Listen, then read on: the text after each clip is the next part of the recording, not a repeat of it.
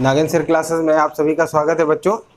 तो जैसा कि इससे पहले हम सेट थ्योरी पढ़ रहे थे, उसके ज़्यादातर कंडीशन तो पढ़ चुके हैं।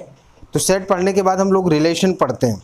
ठीक, रिलेशन पढ़ते हैं। तो रिलेशन में आप लोगों को मैं जानकारी दे दूं, क्योंकि हमको बहुत डीप और बहुत एक्सरसाइज सॉल्व नहीं करनी क्योंकि आपके अपने जो एग्ज़ाम में आने वाली चीज़ें हैं उसको थोड़ा थोड़ा जानकारी रखनी है, क्योंकि एक दूसरे से रिलेटेड है। अगर रिलेशन पढ़ते हैं तभी हमको फंक्शन समझ में आएगा। तो देखिए, रिलेशन में सबसे पहले तो हम जान जाए रिलेशन होता क्या है। तो बाबू इससे पहले हम लोग पढ़ते थे, जैसे दिया हो ए, कोई सेट ए दिया है, 1 2 3 दिया है, और कोई सेट बी दे दिया, वो दिया 1 4 9 दिया है। ठीक, ऐसे कोई सेट दे दिया, फिर उसके बाद इसका एक रिलेशन बन जाता है।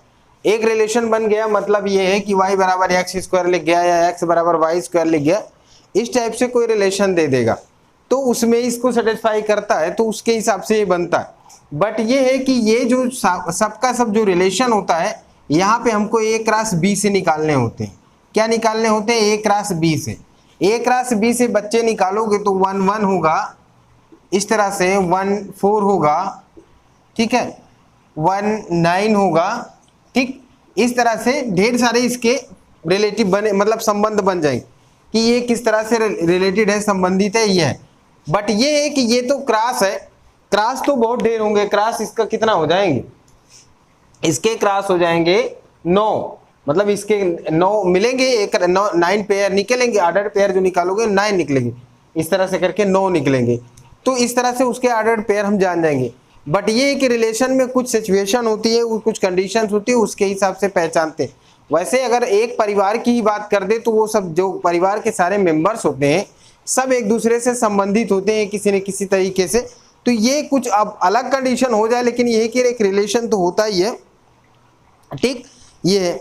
या कहते अगर जैसे कहते ए बी का भाई है तो ये संबंधित हो, ए उसी जगह काम करता है जहाँ बी करता है, या ए बी की बहन है, ए बी का पिता है। तो इस तरह से तमाम संबंध निकल के आते हैं। और एक खास बात, जैसे ही जो भी रिलेशन आएगा आर जो आपको मिलेगा वो क्या है? ए क्रॉस बी का सबसेट होगा। ये भी इसकी खास बात होती है कि आर जो होगा ए क्रॉस बी का उप समुच्चय होता है, मतलब उप सबसेट होगा। ये इसकी कहानी है, क्योंकि ये जो आर रिलेटेड होगा, जो ये सेट बनेगा, मतलब मान लीजिए इस तरह से डॉटेड करके कोई सेट बनेगा तो ये इसका सबसेट होगा। ठीक है। एक इसमें एक बात और मैं लगे हाथ बता दूं, एक हो जाता है यूनिवर्सल सेट। यूनिवर्सल सेट की क्या कहानी होती है?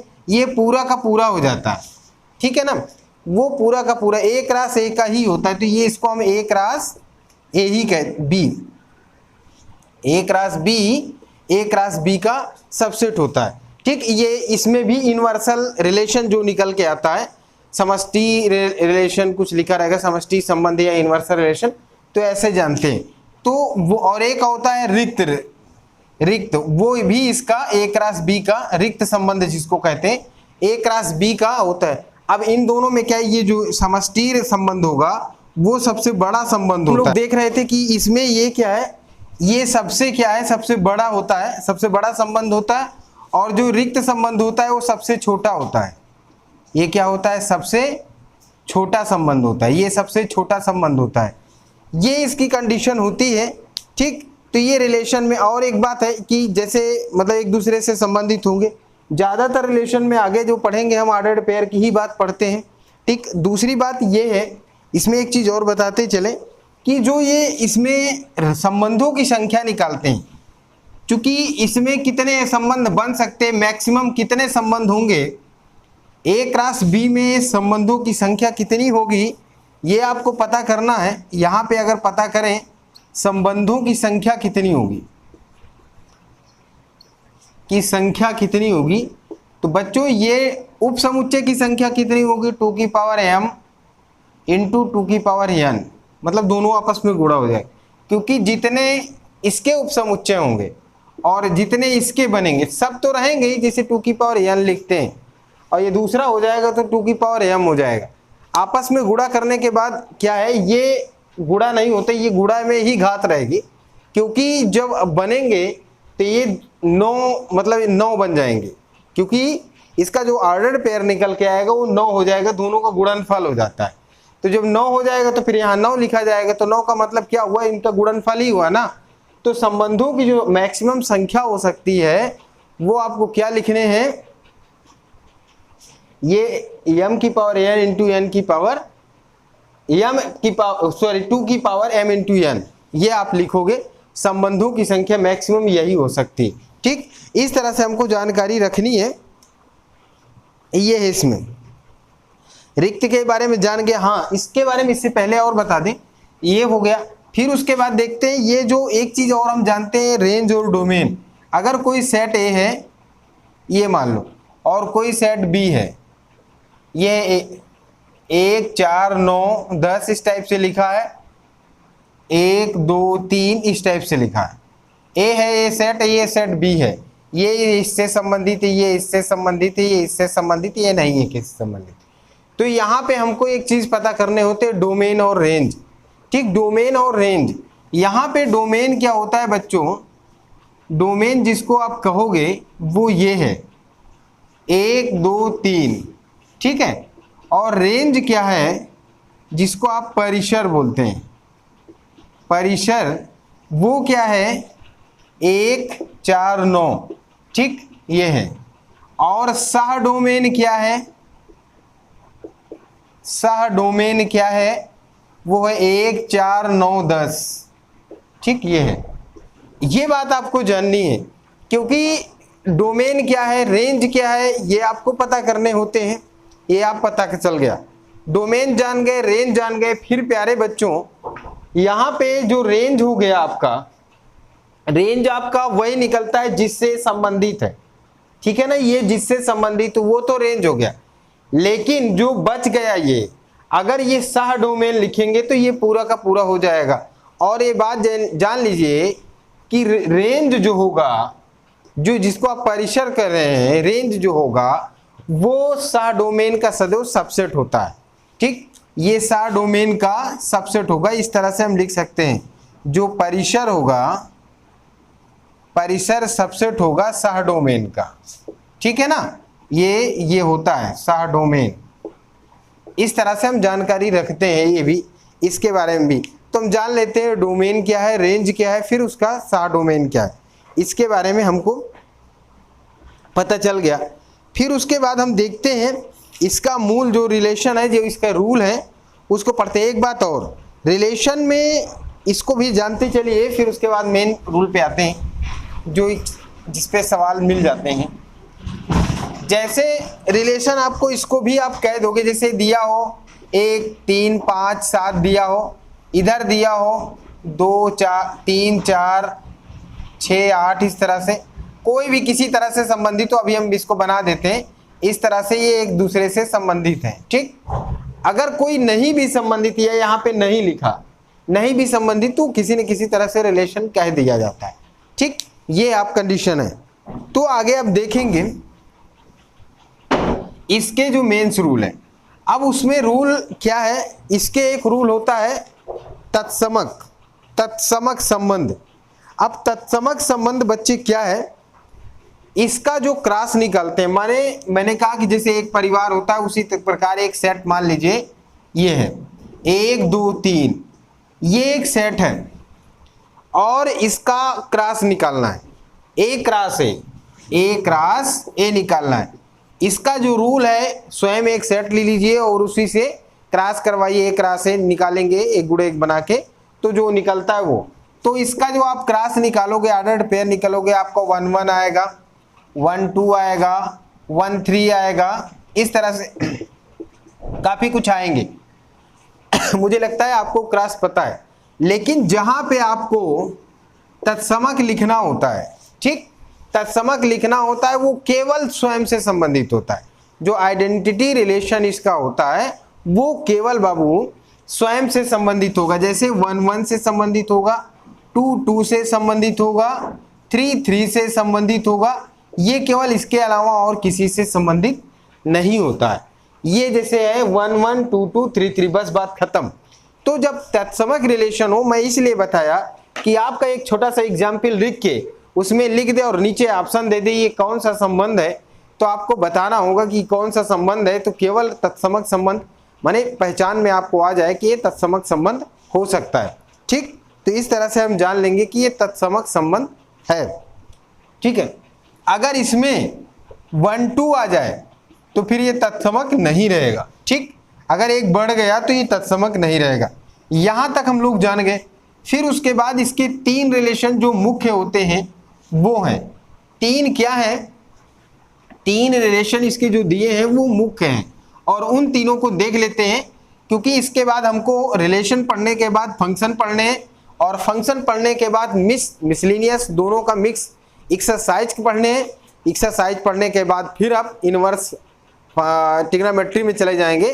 क्योंकि ट्रिग्नोमेट्री इसलिए नहीं शुरू किए क्योंकि बिना फलन सीखे आपको पूर्ण ज्ञान नहीं हो पाएगा। आप ट्रिग्नोमेट्री के कुछ प्रॉब्लम तो सॉल्व कर लोगे, जहां फंक्शनल आ जाएगा वहां आपको प्रॉब्लम होगी, आपको आइडिया नहीं लगेगा। इसलिए मैं आपको फलन बताना जरूरी समझता हूं, और फलन सीखने से पहले आपको रिलेशन सीखना है। ठीक, तो रिलेशन सीखने के लिए पहला एक इसमें जो मुख्य है उसमें पहला है स्वतुल्य। क्या है? स्वतुल्य संबंध। स्वतुल्य संबंध, ठीक, स्वतुल्य संबंध है। इसको अंग्रेजी में रिफ्लेक्सिव बोलते हैं। इसको रिफ्लेक्सिव है, रिफ्लेक्सिव रिलेशन। ठीक है बच्चों, ये है रिफ्लेक्सिव रिलेशन, ये आपका दिया स्वतुल्य संबंध। अब देखिए स्वतुल्य संबंध क्या है। यहां पे ये हम कहें यदि ए कोई सेट है, अब यहां पे ए मान लो कोई सेट है जैसा पिछले आप बता रहे, और यदि ए आर का संबंध है, आर में रिलेट मतलब आर से संबंधित है, इसको ऐसे भी यहाँ पे संबंध के ये संबंध का ऐसे भी सिंबल से लिखा जाता है, आर से संबंधित है, तो फिर इसका मतलब है कि ए जो है फॉर ऑल लिख सकते हैं इसको, ए में बिलोंग करेगा, ए में बिलोंग करेगा, ये इसका मीनिंग है। तो ये अगर ये इसमें संबंधित है तो ये इसमें बिलोंग करेगा, ये ए बिलोंग करता है तो ये आर में होना चाहिए, तभी वो आइडेंटिटी होगा। अब ये केवल है इसमें। अब यहाँ पे प्रत्येक, ये जरूर जान लीजिएगा क्योंकि कई बार बुक में नहीं साफ समझ में आता, प्रत्येक होना चाहिए, और इसके अलावा भी रहेगा तो चलेगा, लेकिन प्रत्येक होना चाहिए, कंफर्म प्रत्येक सभी होना चाहिए। जैसे मान लीजिए कोई मैं ले लूँ एक सेट, ये ले लेते हैं 1 2 3 4, ठीक, आपको ये बताना है कि ये स्वतुल्य संबंध है कि नहीं है। इसमें मैं रिलेशन लिख रहा हूँ, एक रिलेशन ये है, जैसे 1 1 लिखा हो, 2 2 लिखा हो, 3 3 लिखा हो, 4 4 लिखा हो, तो बच्चे ये क्या होगा? स्वतुल्य संबंध होगा। ठीक है, अगर इसके आगे 1 2 लिखा हो, 1 3 भी लिखा हो, और भी कुछ और लिखा हो, तब भी वो स्वतुल्य हो जाएगा, क्योंकि इसके क्रॉस वाले सब मिलने चाहिए, लेकिन और कोई हो चाहे ना हो, कम से कम ये सब होने चाहिए, ये चारों होने चाहिए। ठीक, ये अगर यहाँ पे मैं एक और रिलेशन लिख दूं R1 मान के, यहाँ पे 1 1 लिख दूं, 2 2 लिख दूं, और ये 4 4 लिख दूं, 2 1 लिख दूं, 1 3 लिख दूं। अब आपसे पूछूं ये कौन सा संबंध है, तो ये और हो पता नहीं, इसकी कोई गारंटी नहीं है, पर ये स्वतुल्य नहीं है। स्वतुल्य क्यों नहीं है, रिफ्लेक्सिव क्यों नहीं है? क्योंकि 4 4 इसमें नहीं है। हम बोले ना प्रत्येक होना चाहिए, तो इसकी सबसे खासियत पहचान यही है, ए क्रॉस ए तो मिलेगा ही बाबू, ए क्रॉस ए, जैसे इसको क्रॉस ए क्रॉस ए निकालोगे तो 1 1 1 4 1 3 ये ढेर सारे तो मिलेगा ही मिलेगा, लेकिन सबसे जरूरी जो है वो स्वयं से जो संबंधित हो वो जरूर होना चाहिए। 1 1 2 2 3 3 4 4 ये जरूरी होना चाहिए। इसी से पहचान के हम जान जाते हैं कि ये क्या है, स्वतुल्य संबंध है। ठीक बच्चों, तो इस तरह से हम जान गए रिफ्लेक्सिव रिलेशन क्या है, उसको पहचानेंगे। तीनों जब पढ़ लेते हैं उसके बाद एग्जाम्पल देखते हैं, तब समझ में आता है कि हाँ हमको समझ में आ गया या नहीं आया। ठीक, ये हो गया रिफ्लेक्सिव रिलेशन, उसके बारे में आप पढ़े। अब इसके बारे में, इसके बाद हम पढ़ेंगे सममित संबंध। क्या है वो? सममित संबंध। सममित सममित संबंध। ठीक, सममित संबंध को इंग्लिश में सिमेट्रिक बोलते हैं, सिमेट्रिक रिलेशन लिखा ही पहले से, तो सिमेट्रिक रिलेशन बोलते हैं। ठीक है, इस तरह से हम इसको पढ़ते हैं। देखिए सिमेट्रिक रिलेशन की क्या कहानी है, उसमें ये कह रहा है कि यदि ए बी आर में बिलोंग करता है, ठीक, तो इसका मतलब है ए बी अगर आर में बिलोंग करता है तो बी ए को भी आर में बिलोंग करना पड़ेगा। ठीक है, जहां वेयर लिख दो या जहां लिख दो ए बी बिलोंग टू एक सेट, किसी सेट में बिलोंग करते हैं। इसको ऐसे भी आप लिख सकते हो, ए बी से ए बी आर से संबंधित है तो बी ए बी आर से संबंधित होगा, जहां ए बी कैपिटल ए में बिलोंग करता है। इसका ये फंडा हुआ। अब कहानी हम अलग से देखें तो ये नेचुरल नंबर सब में आता है, कोई भी सेट ले लो। अगर आप सेट ए ले लेते हो, ऐसे एग्जाम्पल मान लें, सेट ए मान लेते हो, ठीक, एक सेट मान ली, ये 1 2 3 है, ठीक है, इसका क्रॉस निकलेगा 1 1 निकलेगा, 2 2 निकलेगा, तो ढेर सारे निकलेंगे जो भी। तो मैं आर एक लिखूं, अगर यहाँ पे 1 2 लिखा हो, ठीक, और 2 1 लिखा हो, ठीक है, तो ये क्या हो जाएगा, ये सिमेट्रिक होगा, क्योंकि ए बी अगर उसमें है इसमें रिलेशन में तो फिर बी ए भी होना चाहिए। ये इसकी कहानी है। ठीक है, और एक बात, यहाँ पे अगर 1 1 भी लिखा होता, 2 2 भी लिखा होता तो भी कोई दिक्कत नहीं है, ये अभी भी सिमेट्रिक है। अभी क्यों सिमेट्रिक है, क्योंकि 1 1 ये ए है ये बी है, चाहे जितना बदलो फर्क पता ही नहीं चलेगा। ये ए है ये बी है, ये बी इधर आ जाएगा ये उधर आ जाएगा, तब भी तो ये 2 2 ही कहलाएगा, जो कि चूंकि सेम है दोनों, तो इसमें कोई दिक्कत नहीं होती। सभी रिफ्लेक्सिव जो लिखा है वो सिमेट्रिक हो सकते हैं। ठीक है ना, सभी का मतलब केवल ये जो रिपीट करने वाले होने चाहिए। ठीक है, तो ये क्या हो जाएंगे, सिमेट्रिक हो जाएंगे। तो सिमेट्रिक की कहानी मुझे लगता है समझ गए होंगे कि अगर ए बी हो तो बी सी हो, जैसे 1 2 है तो 2 1 होना चाहिए, और 1 3 है तो 3 1 होना चाहिए। अगर इसके आगे 1 3 हो तो 3 1 ही भी होना चाहिए, तो क्या कहलाएगा, सिमेट्रिक कहलाएगा। इस तरह से हम सिमेट्रिक की कहानी जान जाते हैं। ठीक है बच्चों, फिर उसके बाद एक और बचता है ट्रांसडेटिव रिलेशन, मतलब उसको कहते हैं संक्रमक संबंध। ठीक है, एक और है इसमें, क्या है, संक्रमक संबंध। अब देखिए संक्रमक संबंध क्या है, देखिए संक्रमक संबंध, ठीक, इसको कहते हैं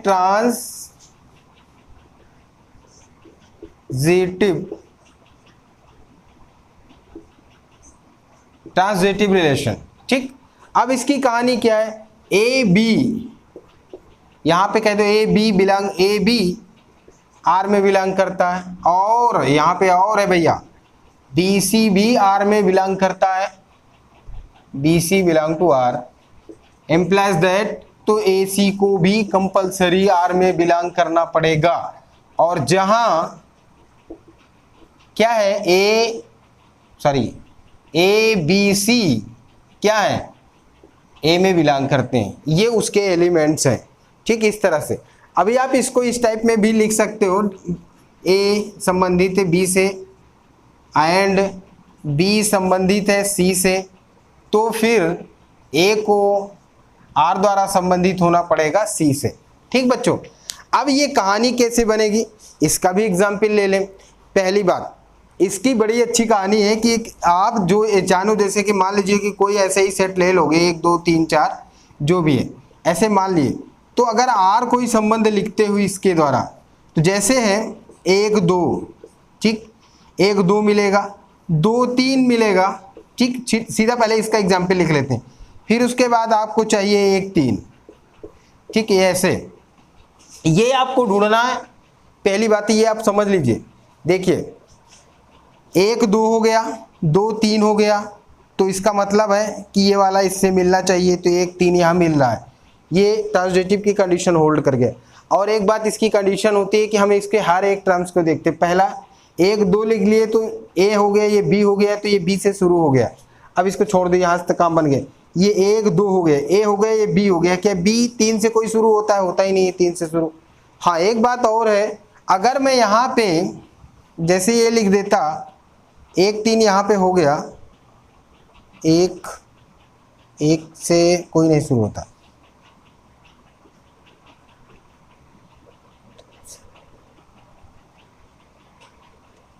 तो हो ही गया। 2 2 लिख देते तो ऑलरेडी जितने भी सेम वाले होते उसमें दिक्कत नहीं होती, तो एग्जाम्पल देना कोई मतलब का नहीं निकलता।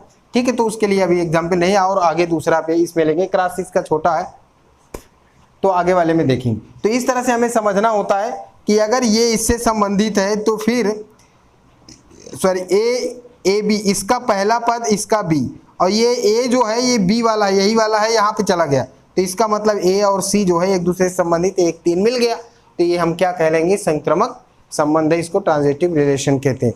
तो इस तरह से हमको पता चलता है। अब यहाँ तक हमको ट्रांजिटिव रिलेशन पता चल गया। अभी मैं इसका मिक्स बताऊंगा। फलन पढ़ने से पहले, फंक्शन पढ़ने से पहले हम इसका मिक्स पढ़ लेंगे और फिर उसके बाद फलन पढ़ना शुरू करेंगे। ठीक, मैं चाहता हूँ कि आपको बड़ा वीडियो ना मिले, लेकिन ये जो भी मिले ठोस मिले, जानकारी आपको सही मिले। तो और एक बात जान लीजिए इसमें, क्योंकि आप इसके बाद होता है तुल्यता। क्या होता है? ये पढ़ लिए थे पहले आप, सतुल्य पढ़े थे, अब इसके बाद होता है तुल्यता संबंध। क्या होता है? तुल्यता संबंध। तुल्यता संबंध की कहानी क्या है? तुल्यता को इक्विवेलेंस कहते हैं। तुल्यता रिलेशन की कहानी ये है कि आपको पहला स्वतुल्य, दूसरा सिमेट्रिक मतलब सममित, और तीसरा ट्रांजिटिव, अगर तीनों अगर मिल जाए, उसमें तीनों सेटिस्फाई कर जाएं, जो भी रिलेशन हो, जो भी नंबर्स दिए हों, तो जो भी सेट दिया हो, तो इसका मतलब है कि वो इक्विवेलेंस हो जाएगा, वो तुल्यता संबंध हो जाएगा, उसे हम तुल्यता संबंध कहेंगे। ठीक, इक्विवेलेंस रिलेशन कहेंगे। मतलब इसमें तीनों का आ जाना ही इक्विवेलेंस रिलेशन कहलाता है। ठीक, तो ये आपको ध्यान रखनी है। ठीक है, इसके बाद आगे अगले वीडियो में हम पढ़ेंगे, और आगे आप अपने ग्रुप में शेयर करते रहिए, और आप बेहतर जानकारी के लिए आप लाइक करिए, शेयर करिए, कमेंट करिए। Thank you very much.